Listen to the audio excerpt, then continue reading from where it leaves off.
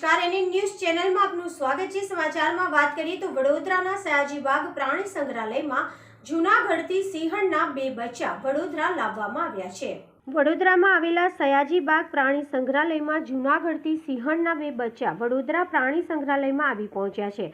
10 વર્ષ પહેલા જૂનાગઢથી જ લાવવામાં આવેલી 13 વર્ષીય સિંહણ ગેલનું તાજેતરમાં મોત નીપજ્યું હતું। સયાજીબાગ પ્રાણી સંગ્રહાલયમાં ગેલ નામની એકમાત્ર સિંહણ હતી। જૂનાગઢથી લાવવામાં આવેલ સિંહણના બંને બચ્ચાને 7 દિવસ સુધી ક્વોરન્ટાઇન કરવામાં આવશે।